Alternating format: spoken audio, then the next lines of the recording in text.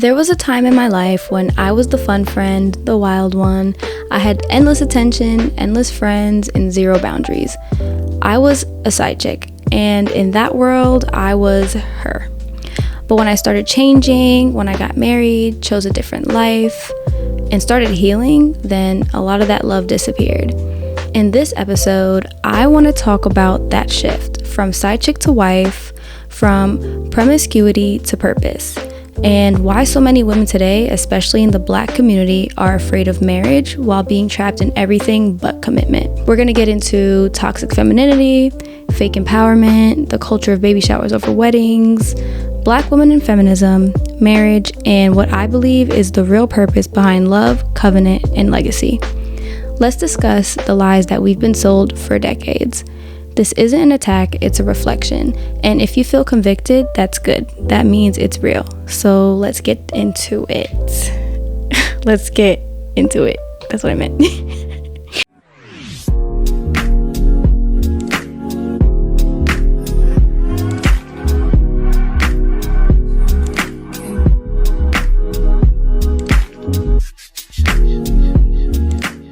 Each episode may explore sensitive or controversial topics, from love and loss to conspiracies, cultural critique, and unpopular truths. A space built for those who think deeper, question harder, and aren't afraid to sit in the tensions between extremes. Take care of your mind and spirit while listening.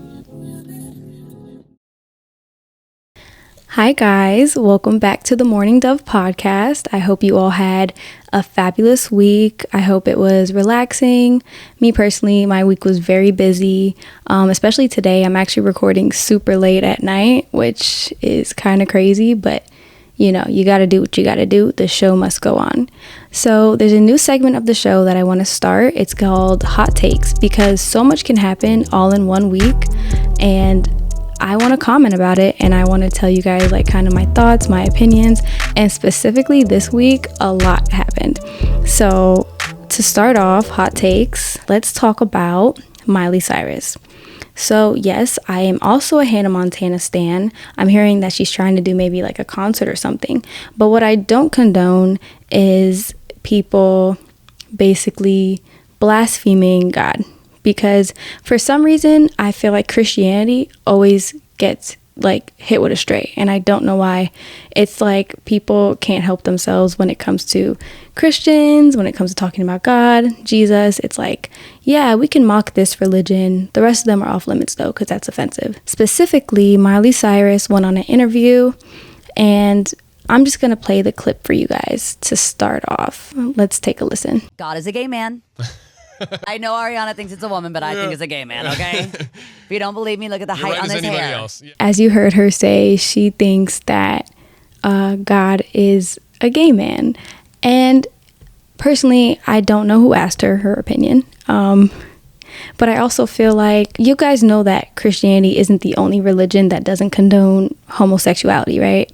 And I just find it so crazy that it's very blatantly in the Bible, but people just love to say Jesus was trans or Jesus was gay, and it's like, oh, that was written by white men, or that was a mistranslation, but yet everything else is like, you know, correct, in order.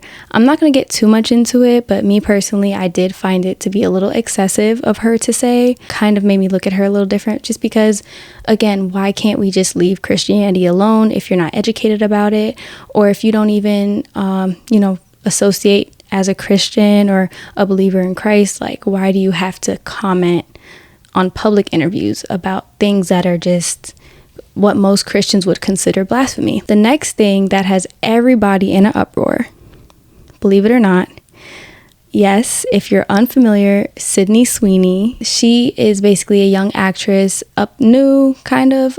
She stars in Euphoria. She's this really beautiful white woman, blonde hair, blue eyes, and she recently did an ad with American Eagle. Now, I don't know if I can show you guys the ad because I'm not sure if I will get copyrighted or what, but essentially in this ad, she comes out, well, she doesn't say it herself, but she talks about genes being passed down. They basically try to do a play on words where they said, Sydney Sweeney has great genes. And she also made a comment because she has blue eyes. She was like, my jeans are blue. Now, before I get more into that, I will say what I didn't appreciate about the ad was that it was, it was more for women to want to buy the jeans. But Sydney Sweeney is a well-known sex symbol as of today's generation. I feel like it was much more for the male gaze.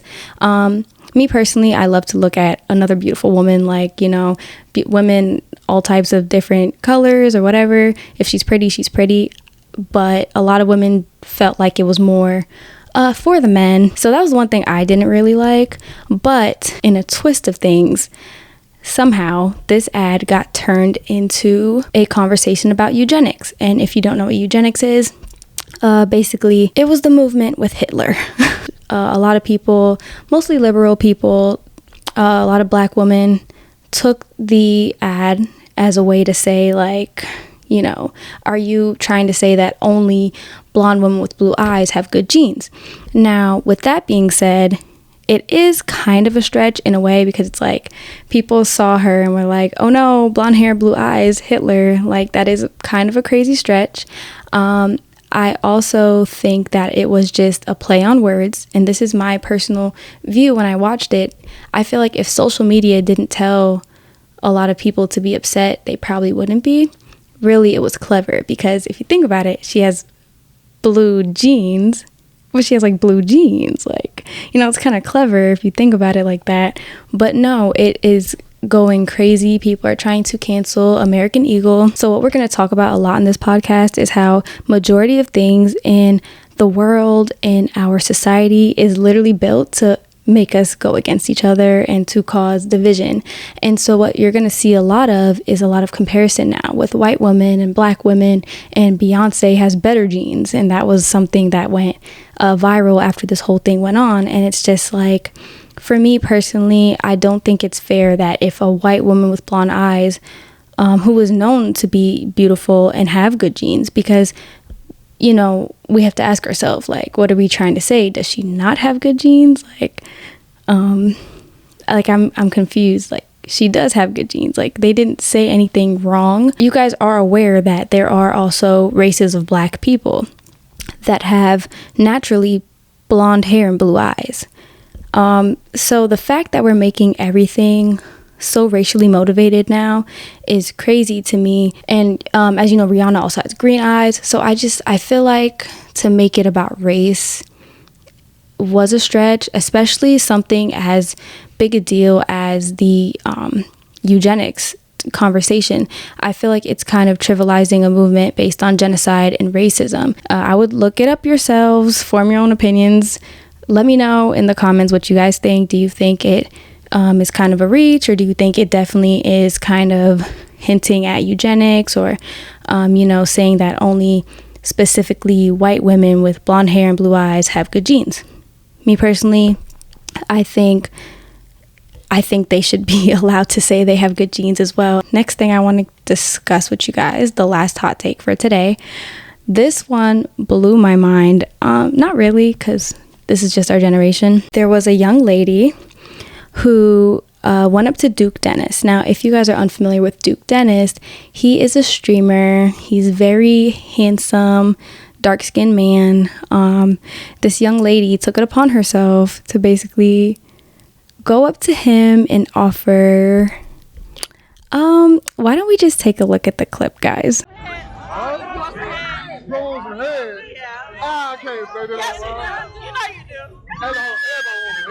on, man. Right, can I give it to you? I'm the best. I'm the best. You give good head. I give great head. I can't. I give phenomenal head. No, I don't doubt that, but I'm saying I can't say that. You can find out though. Huh? I say you can find out though. I can find out? Yeah. No, but I'm saying I can't say that in public. But you can find out though. Which is cool. Look, no hands, I don't care. I can't say that I doubt your head. Right. But let's go. She basically offered to give him a sexual favor. Mind you, he didn't even know her name. And she's getting so much feedback, I guess, a lot of negative feedback all over social media for this. This is just honestly, this is our generation of women now. And it's so sad to say a lot of Black women, especially, like this, there's a group of women, and I strongly believe this, that think that her saying that is okay. Like in their head, they're just like, yeah, and I would do it again. And because I went to look at her page after all this, and she literally said in the comments, like, yeah, I would say it again. And it's so crazy because in another clip, he literally is saying to her, like, you shouldn't do that. Like, you need to have respect for yourself. Like, you can't just come up to a man and say something like that. And you can tell she's like fidgety, like she doesn't want to let him speak because she's embarrassed. You can very much tell from her body language she was embarrassed, because I don't think she thought he was gonna kind of lecture her. But yeah, the lack of self-respect is crazy. Makes me very sad that it was a young, beautiful Black woman. Since we're talking about a lack of self-respect, yes, your girl was a side chick. And you know, I never thought I would ever talk about this. At the time, guys, let me just tell you, I was going through it, okay? And honestly, talking about it now, it just shows how far I've come, because like at the time, I was like rock bottom, and I did not think I was going to come back from that whole situation. But it is, in a way, kind of, it feels good to be able to share my story now, and I hope that it helps somebody along the way. But kind of just let me just get into it, right? So basically, when I was living for gratification, not purpose, I had no self-love, no direction, and I was kind of just like living life just to live it. So yeah, I guess I gotta tell the story. I'm not gonna go too much in detail because obviously, if you're a side chick, there's other people involved in that story. So I'm not going to go too much in detail. But I mean, I didn't consider myself to be that when it was happening. Honestly, I was very naive. And in my head, I was Delulu. I thought that the person actually loved me. I think that comes from not really knowing what love is. And of course, when you're being manipulated by someone, like, the world kind of just seemed whatever he said it was, and whatever it felt like to me is what it was, if that makes sense. A mental escape for me. It was a lack of self-love. I also wasn't used to the attention, because I had just started getting cute, in my opinion. This was my senior year of high school. I finally started to, do my makeup a little better, dress a little cuter. I had did a big chop on my hair my sophomore year of high school, and it started to finally like grow in more. It was really starting to get beautiful when I did it. And so like, I was just growing more into myself as a young woman, and he was one of the first guys to give me attention. And he was, to me at the time, obviously I thought he was attractive and everything. So I'm like, oh wow, like he's giving me all this attention. So yeah, again, that's the lack of self-love, being naive. And over time, I did think that it was actual love. Now, this relationship continued, and at the time, I didn't call it a relationship. It wasn't until I healed from it that I came to terms that, yes, this was a relationship. It just was a toxic one, because I was so scared to call it a relationship because we're not dating, and it did bring a lot of trauma to me, a lot of shame, a lot of guilt. So basically, the way that the lifestyle kind of felt, like I told myself basically like this is what I wanted in life.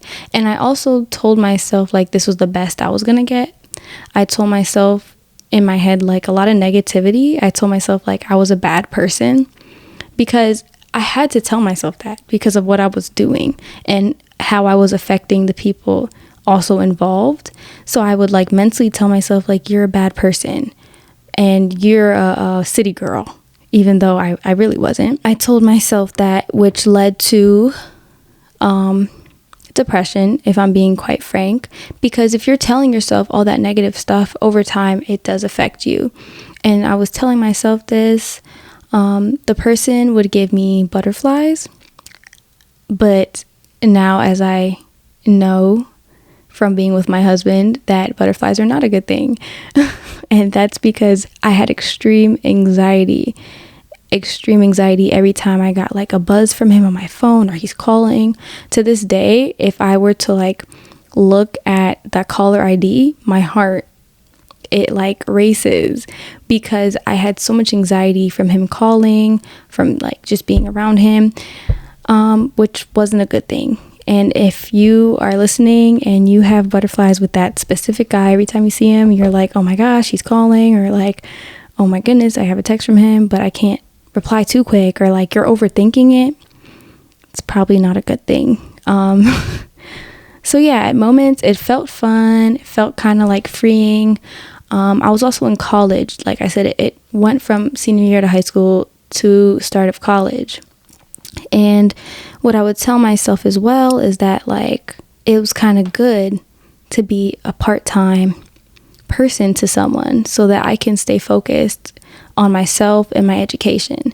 And these are just lies now that I'm telling myself, because I never thought like that. I had to teach myself to think like that in order to feel like I had to be with this person. Like, does that make sense? Like, I basically told myself like, this is you, like you're a city girl, you're her, you're focusing on yourself, you're focusing on college, like this works for you. That way you don't have to like put them in your schedule as a full time. After a while, I started to get entangled, as Jada Pinkett would say, and soul ties as well, guys. So it felt very almost impossible to get out of that situation. Even as bad as it would make me feel at times, it also would feel good at times. And so I was holding on to the moments that it was good and like the happy moments. And so like when I try to bring myself to like get rid of him off my phone, I literally couldn't. Or like he would call, or like he would show up, or like we'd stop talking for weeks at a time and then he'd come back again. It was the craziest situationship of my life. Like I literally had to force myself to stop talking to him. My best friend actually was on the phone with me and she had to tell me like, just block him right now. Just block him right now. And I was like, I can't. She literally had to talk me through it. So yeah, it was a crazy time. Not many people know that. And again, it wasn't something I'm proud of. And so to share it publicly is kind of crazy. I don't really have any other comments besides like, you live, you learn. I was very celebrated back then, which is also crazy to think about. My overall lifestyle was different. I wouldn't say I was a party animal, guys, but I was constantly looking for like the next thing to do, or like the next person's house I wanted to go to, or like the next event. I was always trying to be outside. I also was introduced to like marijuana and alcohol around that time. So like I was working, and that's when I started to hang out with coworkers, and I would start drinking. And then also I started smoking and whatnot around senior year of high school. So when you do those activities, I'm not sure if you know this or not, but like, you have more people to hang out with because everybody be doing that. And so, it's just a way to socialize. It's like social drinking or social smoking. And so that led me to meeting more people, or like, being more social, having more people to want to hang out with, or want to hang out with you. Like, hey, you want to smoke or whatever. I was also the pimp of my friend group. I was never in a long-term relationship, not by choice. I literally just had horrible taste in men, horrible luck with men. Like literally almost everything that could happen happened to me in my relationships. Like it was horrible. I used to tell everyone that I was going to be single forever and that like I hated men.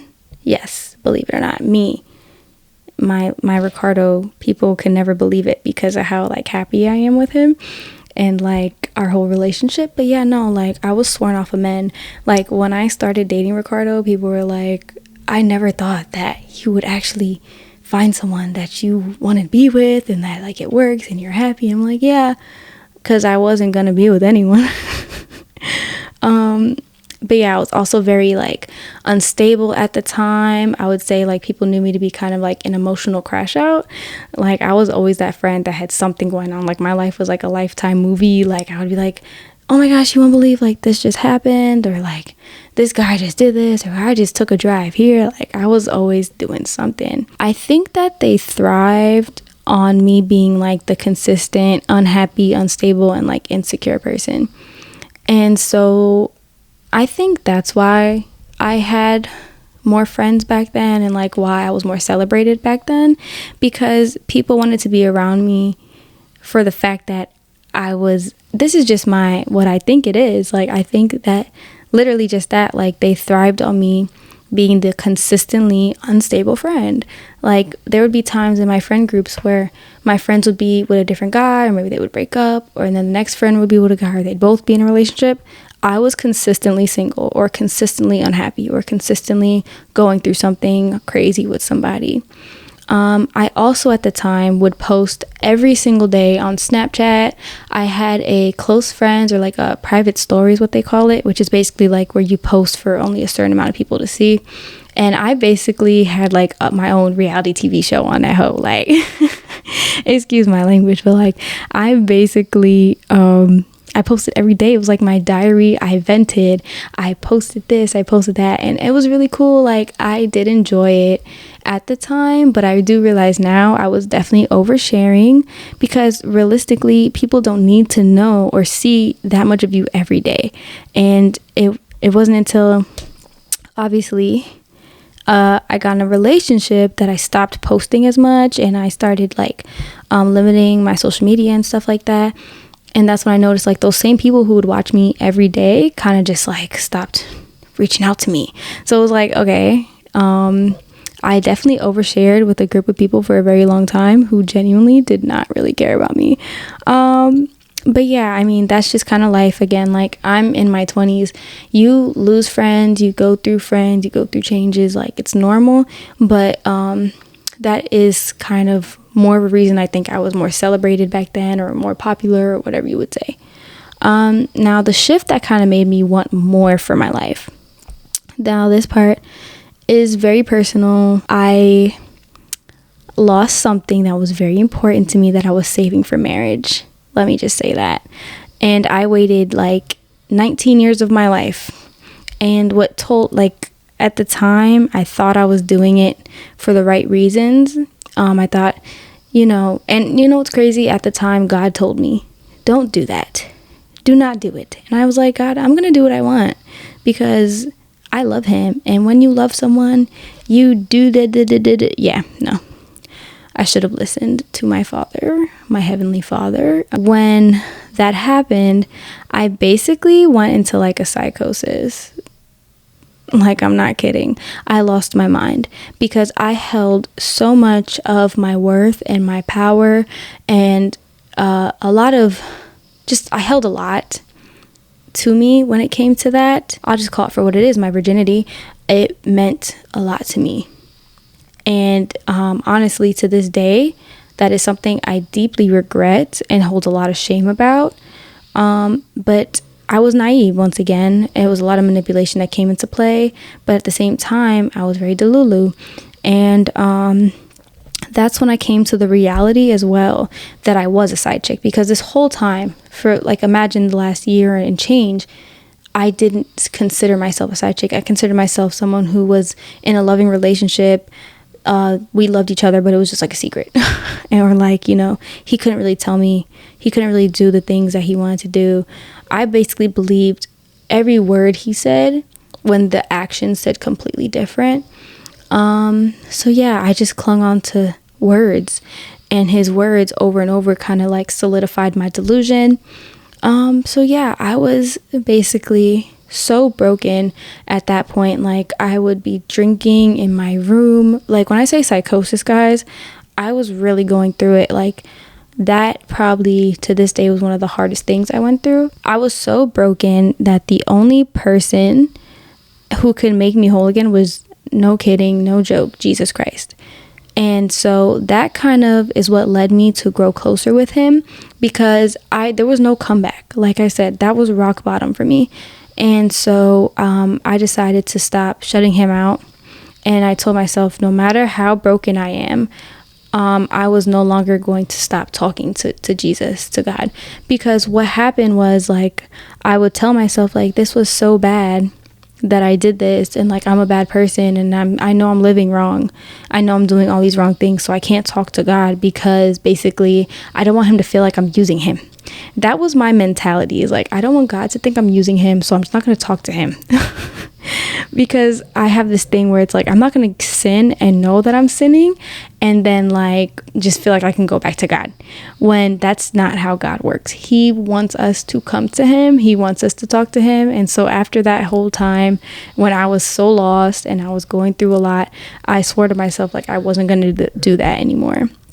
And around the same time, or not around the same time, maybe like a year later, I definitely think it was God's timing, because I had never prayed for a husband before. In my head, for some reason, I was like, God's just gonna like bring him to me. Like, you know, I don't need to pray for a husband because he's just gonna come around when God feels like it's time. But for the first time ever, I had prayed and asked God for my husband, and I kid you not, maybe like I think a couple weeks later, I'm not kidding, or like a couple months later, I reconnected with my husband, with Ricardo. We were friends for a very long time, like I said, and we happened to reconnect. And so yes, now I'm a wife, and my world changed completely from like basically going from side chick to wife. And how so? Well, my priorities changed, my mindset changed, how I view myself changed, our relationship being so God-centered, and there was just so much positivity and growth immediately. I felt very comfortable with Ricardo, like from day one. I'm not sure if it's because we were friends for so long, but honestly, it's just like this comfortability with him. And yeah, I think a big thing is that I viewed myself differently. But with that, what no one tells you is that there is a very big change of, like I said, like identity. And so from going from a side chick to a wife, or being like the fun, crazy friend, to kind of being more healed, more centered, and now like, you know, girlfriend, fiance, wife, I lost a lot of friends, or I guess like friends, family, my former identity, friends that I never thought would ever leave or ever stop talking to me. I lost a lot of them, some without reason. Like, I had a really good friend of mine who we just stopped talking, and I know she doesn't like me now, but like to this day I do not know why or like what happened. And I'm not just saying that like, oh, you really know what happened. Like, no, like I genuinely do not know what happened. It's like the moment I stopped being the reckless friend and I became a wife, it's like everything changed. And the people I thought were like ride or die, like ghosted. And the love kind of, it felt like it came with conditions. People treat you differently when you stop performing, especially for male attention. I stopped trying to get lit all the time. Like, you know, me and Ricardo kind of had like completely different goals that we had. We wanted to get out the cycle, the negative cycle that we were in. And it's like, when you do that, people kind of don't really, like, you just don't fit with the vibes anymore. Like, you don't want to chill, you don't want to smoke, like, then you don't want to do anything, according to people, I guess. And real talk, women will claim to love you but resent your growth. And the guy friends I had who claimed to like just be just that, a lot of them ended up resenting, I guess, my relationship, because a lot of them ghosted as well. Like, literally, I had a lot of guy friends, not like a lot, but I had a good amount of guy friends who just stopped talking to me. A lot of them literally was like, I don't want to be your friend anymore, ghosted me, blocked me. It was crazy. And so I went from having all these people around me to like literally having nobody. I have 2 friends right now, right, that I'm really cool with. One of them was actually a bridesmaid at my wedding, and currently my one friend is married, and the other one, she just got into this really great relationship with this guy who I'm so happy for her. Like, he treats her great from what it seems, and like she's really happy, and you can genuinely tell. And like, I had a conversation with her, and she was basically telling me like the same thing. Like, you know, I noticed a change, like a shift. A lot of my friends, or a lot of people around me, like, they kind of switching up all of a sudden. It's like I got into a serious relationship, and now I no longer want to do the things I used to do, or I don't want to drink anymore, I don't want to do this anymore. And it's like, you know, we kind of fallen off. And I'm like, honestly, I think that's just part of it. Like, I think that's just what happens, which is sad. And I don't think it should be like that. But I guess in society now, that's just what happens. Like, you choose to be in a serious relationship with a guy and your friends are kind of just like, oh, yeah, deuces. Like, you know, my other friend who's married also told me the same thing. She lost her best friend around the time she started getting serious with her husband. And I'm just like, why is this happening? And like, why is this a trend? Is it just me and my two friends, or like, has this happened to you guys? I don't know. Let me know in the comments as well. As far as family, had a lot of unsupportive family members at the time that Ricardo and I were engaged, soon to be married. Told them that was our plan. And what I noticed, I will be honest, not just with our family, but in general, is that they're giving very much worldly standards over biblical standards, because biblically, we did the right thing. But the world is telling them, like, well, they need to have their degree first before they get married. They need to do this first before they get married. They're too young to get married. What do y'all know about marriage? Your brain isn't developed. Yeah, the Bible says, basically, you should get married, and a man who finds himself a wife finds himself a good thing. So it's kind of sad that, especially in the Christian community, that's kind of some of like the rhetoric we were getting. I found this really funny TikTok. I'm going to put the picture up for you guys. It's basically this young lady saying how she wants to get married in her 20s, but, you know, like, basically black people, that's just not their thing. Like, you know, but she's going to do it anyways.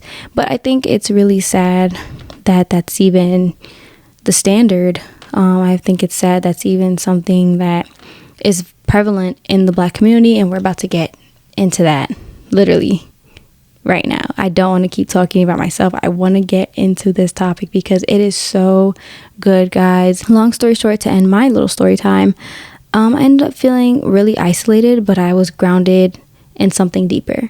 And that is the main takeaway in that whole story time. I hope you guys feel like you got to know a little bit more about me and more of my journey, how I ended up getting closer to God, and like kind of more of my backstory. Like I said, I was a wild card. I was a little cray-cray, but yeah, here we are now. We're grounded and we're back and we're better. So to get more into the topic, let's get into it. Black culture and marriage. So we live in a generation where baby showers get more love than weddings. Yes, I said it. Marriage is seen as a trap, especially in the black community, but it wasn't always like this. Now, here's what most of you guys may not know. Black women were actually the most married at one point, the most married group in America. Our communities were built on strong spiritual foundations, and now we are the least married. And somehow, in some reason, we call this freedom. I'm going to show you guys a clip of this young woman basically on a podcast, and she's talking about her experience with basically chatting it up about the experience she's noticed in the black community versus the white community when it comes to the idea of marriage. So let's take a listen. When I hang with black women, when we say like, I want a man to provide for me, I want to be an at-home mom, we are told like, sack chaser, you're supposed to work, you're strong. But when I sit with my white friends, their mothers was talking about marriage with them at like 17, 18, 19. Okay. They was like fresh out of college, like, where's your husband, Julie? Like, you're not working. My Chinese friends, their parents, my Indian friends, their parents like, yeah, she was married at 22. It's normal. Yeah. And then when I look at my black friends, we like, I'm gonna hold this nigga down for 10 more years. It's such a weird thing with us. Like, I don't know if it's just a black girl got the strong backbone, but weird. So yeah, essentially she's saying that when it comes to her white friends, marriage is something that's talked about. It's not something that's shunned. It's something that's actually encouraged. Versus in the black community, you talk about marriage and it's kind of like, you don't need to be doing all that right now. And she talked about, you know, her friends holding down a man for years on end. And I just want to talk more about that. And I think that's really interesting, very sad. And it wasn't something that was always known to be something of the black community. Something shifted. Cultural, economic, systematic, and now we're at this point where black women are statistically the least likely to marry. And even though statistically we are the most educated, black women were wives by choice, by culture, by calling. And so it's so crazy to see like the shift that happened. And I really want to talk about that so that you guys can realize that this was not just by chance and it didn't just happen like this. This was all by design, by people who basically wanted to keep us, for one, separated from Black men and again divided. But I deeply believe that we were infiltrated as a community and that we're seeing the ultimate side effects of that today. Now we're told that marriage is optional, it's inconvenient, and it's oppressive. This is not just in the Black community. I do want to preface this by saying, like, I'm talking in general as a society, women in marriage, but specifically Black women are now the least married. It is our job to kind of rethink about this and kind of talk about it. There is a Black author by the name of Sherazad Ali, and I want to play a couple of clips by her. When I was watching her, listening to her speak, she said a lot of great things.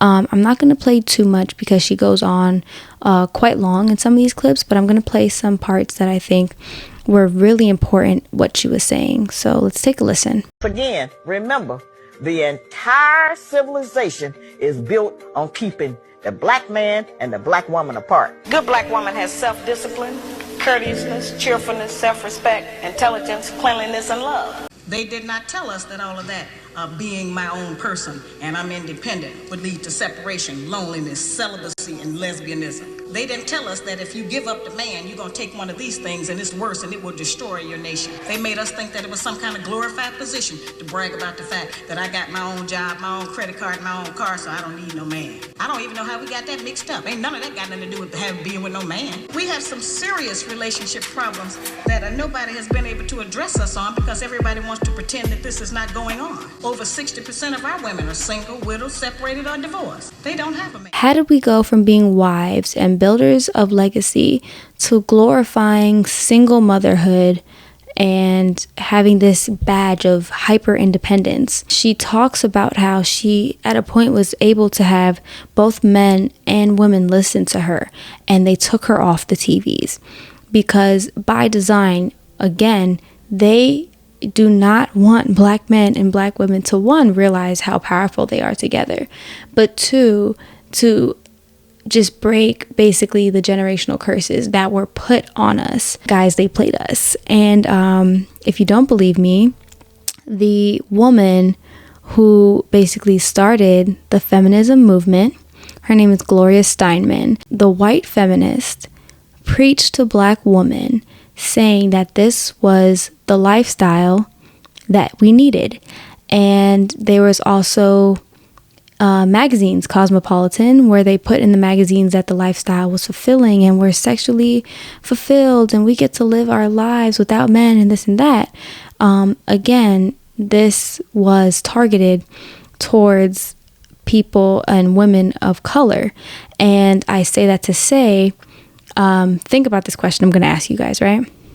When we think about feminism, we think about women's rights and we think about we weren't allowed to vote. Black women were never allowed to vote. That was a Black people issue, not just a woman issue.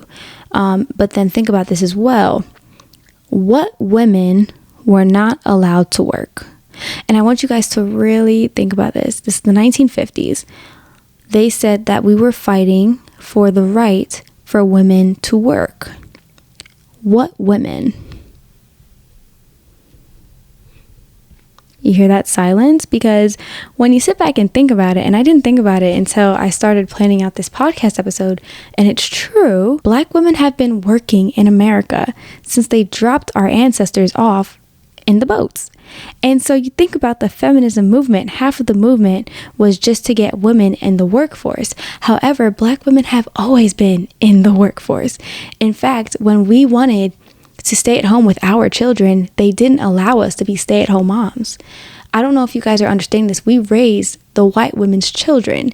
And so for us to sit here and fight for the right to work, it honestly makes no sense. It's a huge contradiction.